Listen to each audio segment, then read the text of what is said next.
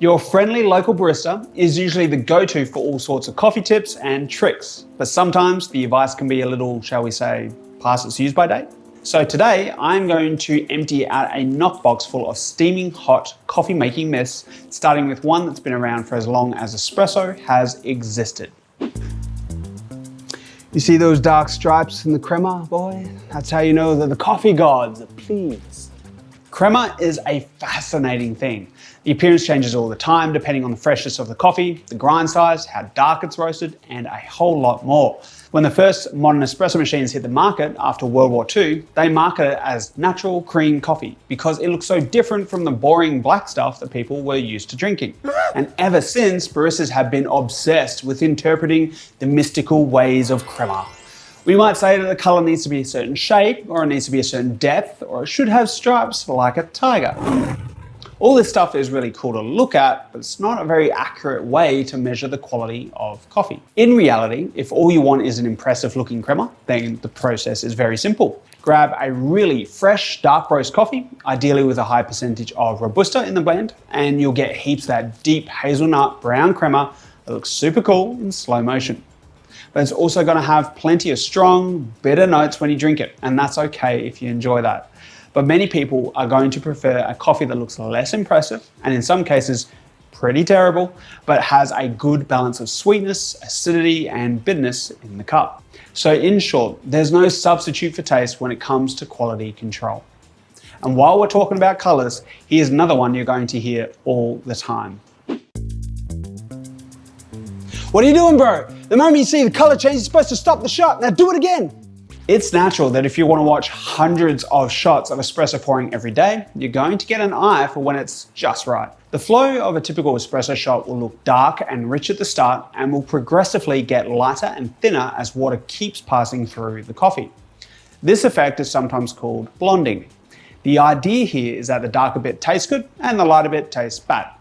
Working in a cafe, we can't taste every single shot we make, so some baristas use this as a visual hack to identify the ideal point in the extraction where the flavor is sweet and balanced. It is a nice idea, but it's crazy inaccurate. The color of the flow is affected by just about everything. The grind size, the roast, the blend, the ambient lighting conditions. Fortunately, most modern espresso machines have a really effective way of measuring a consistent quantity of water. It's called the flow meter. You press a button and it shuts off when it reaches the volume that you've programmed. To set it up, we start by finding the ratio of coffee to water that tastes the best. And then we program the flow meter using a set of scales. Job done. Now we can repeat this without needing the perfect lighting conditions and elite concentration skills. Now whatever you do, never ever put your coffee in the freezer. Most baristas get taught that you should store coffee in a cool, dark place and never in the fridge or freezer. It's the kind of advice that sounds good, but it's wrong. Coffee is typically packed right after it's roasted, and it is protected from oxygen in its pretty little foil home. The problem comes when you open the bag. The coffee is exposed to the air, and it will go from rich and tasty to bland and flat in just a few days. Now, this isn't usually a problem in a cafe because they're going through so much coffee quickly. But at home, well, it's just the #1 cause of disappointing mornings. You can get fancy storage canisters that remove most of the oxygen, and they're a great way to help minimize the problem. But if you want to stop the staining process in its tracks, then the freezer works really well. Put the bag in an airtight container before you throw it in there, and take out small amounts as you need it, and then grind it immediately before it thaws.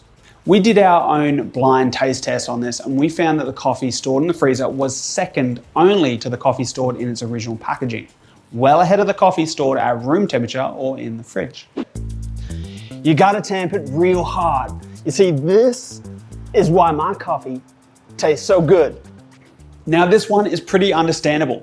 Tamping is a part of the process where it feels like our efforts do make a real difference. Packing that coffee just feels right. And to be honest, on its own, it's not going to make the coffee worse. It's just not doing much at all.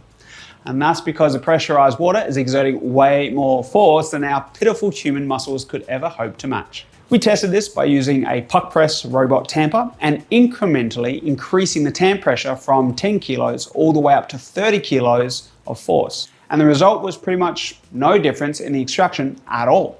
Now, I'm not saying that tamping doesn't matter. Making sure the coffee is packed, level, it's a real important step to preventing channeling, which is what we call it when the water finds an easy path through the better coffee, resulting in a lower extraction.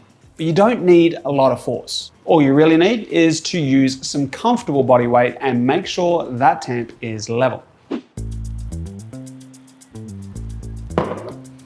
And that's why I use the Ninja 3000. Trust me, I love some precision gear just as much as the next barista.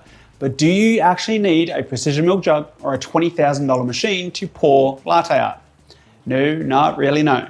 90% of it is just good technique and practice. The same basic skills work on just about any machine, even a basic home espresso machine with a cheap milk jug. As long as your machine can produce enough steam pressure to spin the milk in the jug and doesn't have one of those silly frothing attachments, then it's usually possible to get a texture suitable for pouring patterns. Sure, if you want to win a latte art competition, then a commercial machine and a precision milk jug is going to help you pour those really complex technical designs. But if you just want to impress your mum with a nice little tulip on her flat white, then stop complaining about your gear and get practicing. Until next time, definitely enjoy those coffees, stay stoked.